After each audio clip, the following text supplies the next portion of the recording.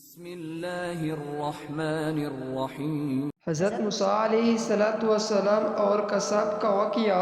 حضرت موسیٰ علیہ السلام اللہ رب العزت کا جلیل القدر پیغمبر تھے۔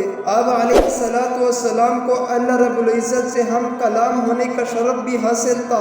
ایک مرتبہ حضرت موسیٰ علیہ السلام جب کوہ طور پر اللہ رب العزت سے ہم کلام ہوئے تو انہوں نے اللہ تبارک و تعالی سے پوچھا کہ جنت میں میرا ہمسایہ کون ہوگا؟ تو اللہ رب العزت نے فرمایا کہ فلاں شہر کا قصاب جنت میں تمہارا ہمسایہ ہوگا۔ حضرت موسیٰ علیہ السلام کو یہ سن کر بڑا تجسس ہوا کہ وہ قصاب آخر ایسا کون سا عمل کرتا ہے، اس قصاب کو اتنا بڑا رتبہ حاصل ہوا۔ حضرت موسیٰ علیہ السلام اس شہر کے جانب گئے اور وہاں قصاب کو تلاش کیا اور خاموشی سے دیکھتے رہے کہ آخر اس کا ایسا کون سا عمل ہے جس پر اللہ نے اسے اتنا عظیم مرتبہ عطا فرمایا ہے۔ 3 بار اس قصاب نے معمول کے مطابق گوشت فروخت کیا، لیکن ایک گوشت کا ٹکڑا الگ رکھا، پھر اس ٹکڑے کو تیلے میں ڈال کر گھر کی جانب چلا۔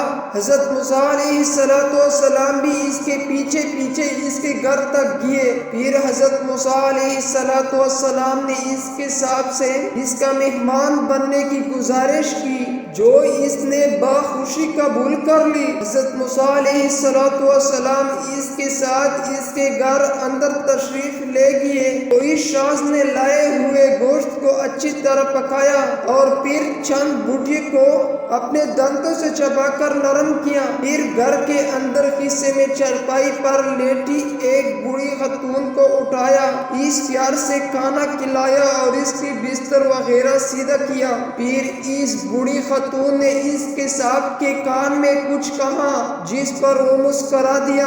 قصاب نے اس عورت کو بستر پر لٹایا اور خود کمرے سے باہر آ گیا۔ پھر اس نے حضرت موسیٰ علیہ السلام کو کھانا کھلایا۔